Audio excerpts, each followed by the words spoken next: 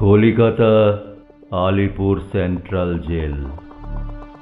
হাজার গোপন করার পরেও ৬ জুলাই বিকেলের মধ্যে দীনেশ গুপ্তের ফাঁসির খবর কি করে যেন পেয়ে গেছে কাগজওয়ালারা। জেল গেটে ভিড় বাড়ছে, সবাই খবর জানতে চাইছে খবরটা সত্যি কিনা। গভীর রাত্রে জেলের পাঁচিল ভেদ করে অনবরত আওয়াজ আসতে লাগলো, বন্দে মাতরম। বাইরের জনতাও সে ধ্বনি সহস্র গুণে চিৎকার করে বলতে লাগলো, বন্দে মাতরম, বন্দে মাতরম। স্নান করতে হবে বুঝি? এই বলে তিনি হাসলেন।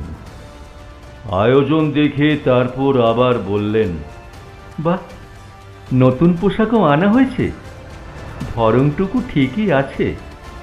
ঠিক আছে সার্জেন্ট, তুমি আমার চশমাটা ধরো, আমি স্নানটা সেরে নিচ্ছি।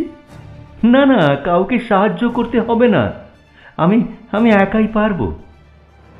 এবার তিনি মনের আনন্দে গায়ে জল ঢালতে থাকেন, আর অবাক চোখে তাকিয়ে থাকে ইংরেজ সার্জেন্ট। সে ভাবে এই ছেলেটি সব দিক থেকে একটু ব্যতিক্রম। সেই দিন আর সময় কখন এসে পড়বে এই চিন্তা করে করে আর ৫ জন যেখানে শুকিয়ে যায়, সেখানে এই ছেলেটির ওজন বেড়ে গেছে। এ তো বিশ্বাস করাও শক্ত। এত শক্তি এরা পায় কোথায়? সার্জেন্ট জিজ্ঞেস করেই ফেলে, তোমার ভয় করে না ইয়াং ম্যান? এবার গা মুছতে মুছতে খুব জোরে হা হা করে হেসে ওঠেন তিনি। ভয়? কিসের ভয়? নতুন পোশাক পরে আবার হাসতে হাসতে বললেন, যাক যাক, আমার হয়ে গেছে, এবার যাওয়া যেতে পারে, আমি প্রস্তুত। অত্যন্ত দ্রুত পায়ে তিনি এগিয়ে যাচ্ছেন ফাঁসির মঞ্চের দিকে। একটা ঝড় উঠেছে জেলখানার ভেতরে। শত শত বন্দী আওয়াজ তুললেন, বন্দে মাতরম, দীনেশ গুপ্ত জিন্দাবাদ। হ্যাঁ হ্যাঁ, তিনি বিপ্লবী নায়ক দীনেশ গুপ্ত।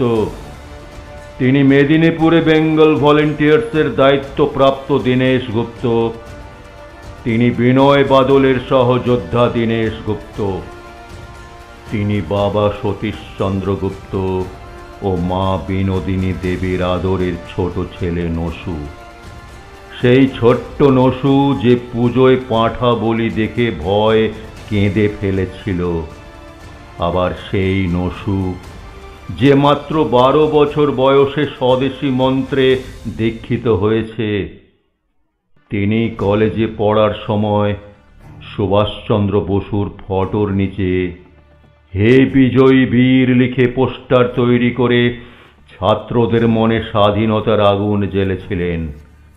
সেই তিনি বিনয় বসু ও বাদল গুপ্তের সাথে রাইটার্স ভবন আক্রমণ করে অব্যর্থ লক্ষ্যে গুলি চালিয়ে প্রথমে জেনারেল সিমসনকে বধ করেন, মাঝে ভয়ঙ্কর যুদ্ধ করেন ইংরেজ সেনার বিরুদ্ধে।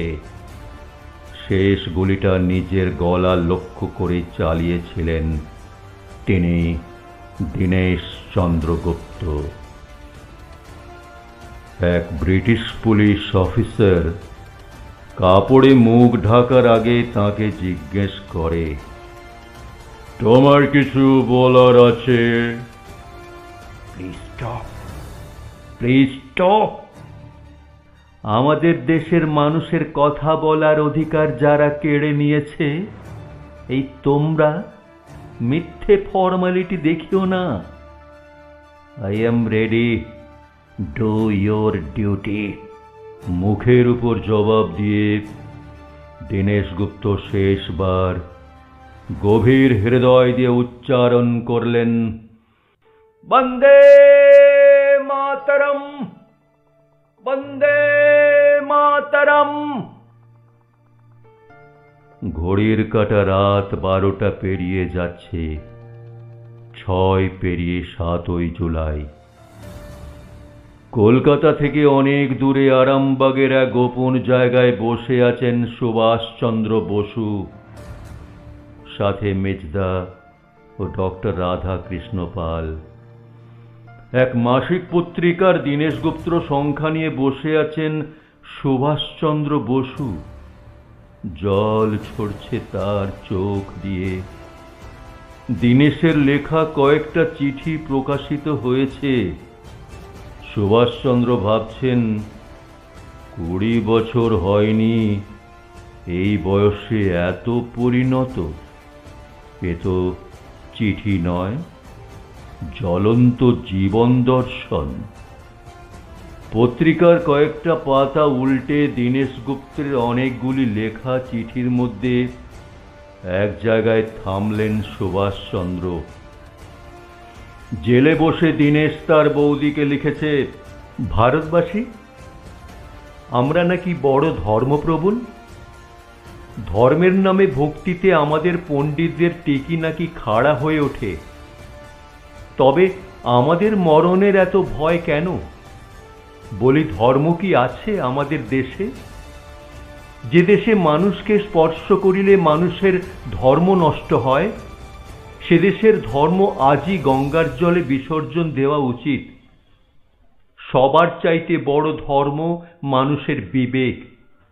সেই বিবেককে উপেক্ষা করিয়া আমরা ধর্মের নামে অধর্মের স্রোতে গা ভাসাইয়াছি।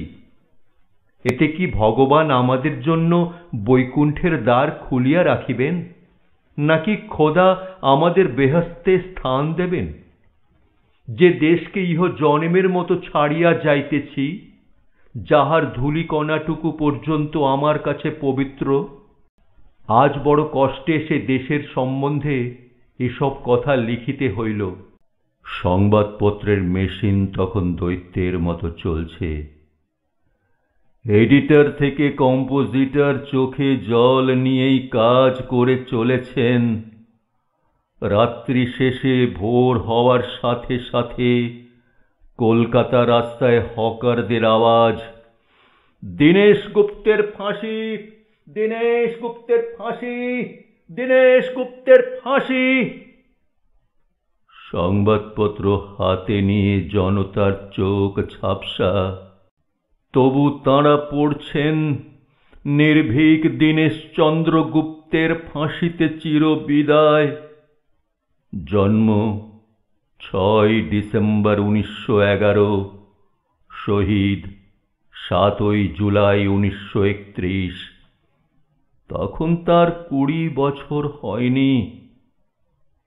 ঠিক 20 দিন পরে দীনেশ গুপ্তের ফাঁসির সাজা দেওয়া বিচারক গার্লিককে ভরা আদালতে গুলি করে হত্যা করা হয়েছিল। বিপ্লবী কানাইলাল ভট্টাচার্য সেই কাজটি করে গর্বিত করেছিল জাতিকে। গত 7ই জুলাই দীনেশচন্দ্র গুপ্তের শহীদ দিবস ছিল। তাই তাঁর পায়ে জানাই আমাদের 100,000 কোটি প্রণাম। জয় হিন্দ। বিপ্লবী শহীদ, বিপ্লবী শহীদ দীনেশ চন্দ্র গুপ্ত, দীনেশ চন্দ্র গুপ্ত अमर रहे, अमर रहे। जय हिंद, जय हिंद, जय हिंद, जय हिंद, जय हिंद, जय हिंद।